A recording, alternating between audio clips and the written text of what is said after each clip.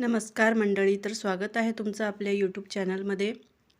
तर आज आपण बनवणार आहोत एकदम साध्या सोप्या पद्धतीने नॉनव्हेजपेक्षाही भारी चव असणाऱ्या या भाजीची. तर चला रेसिपी सांगायला सुरुवात करते. कढईमध्ये तेल गरम करायचं, जिरं मोहरी टाकायचं आणि मी इथे एक वाटण टाकलं आहे. कांदा खोबरं तेलामध्ये छान भाजून घ्यायचं लालसर होईपर्यंत. त्यानंतर त्यात टाकायचं आलं लसूण आणि कोथिंबीर, याचं वाटण करून घ्यायचं आहे छान असं फाईन. ते टाकायचं, 1-2 चमचे टाकलं तरी पुरेसं होतं.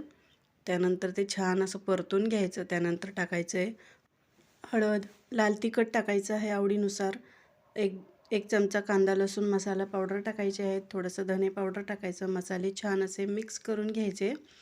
मसाले आपले करपू नये म्हणून किंवा चांगले भाजले जावे यासाठी ज्या मिक्सरच्या भांड्यामध्ये मसाला वाटला होता तेच भांडं थोडंसं पाणी घालून विसळून त्यात टाकायचं आहे आणि मसाला आपलं छान असं तेल सुटेपर्यंत परतून घ्यायचं आहे.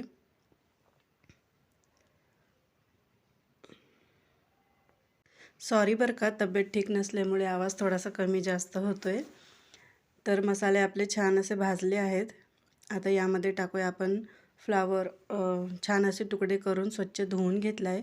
तुम्ही हवं असेल तर याला थोडंसं गरम पाण्यामध्ये वाफवून पण घेऊ शकता, जेणेकरून कोबीचा जो असा एक विशिष्ट असा स्मेल असतो ना, तो निघून जाईल. मग हे फ्लावरचे जे काप आहेत ते आपल्याला मसाल्यामध्ये छान असे कोट करून घ्यायचे, म्हणजे छान असे परतून घ्यायचे. त्यानंतर यामध्ये थोडंसं पाणी घालायचं, म्हणजे तुम्हाला ग्रेव्ही जशी हवी असेल तसं त्यानुसार पाणी घालायचं. चवीनुसार मीठ टाकायचं आहे आणि चांगलं असं शिजवून घ्यायचं आहे मीडियम टू लो गॅसवरती. झाकण ठेवून छानपैकी असं शिजवून घ्यायचं आहे. रेसिपी जर आवडत असतील तर प्लीज लाईक आणि कमेंट करत जा, म्हणजे सांगत जा तुम्हाला काय वाटतं रेसिपी पाहिल्यानंतर. एकसुद्धा कमेंट येत नाही माहिती आहे व्हिडिओवरती. मला वाटलं काय तुम्हाला आवडतात की नाही रेसिपीज माझ्या, काय माहिती.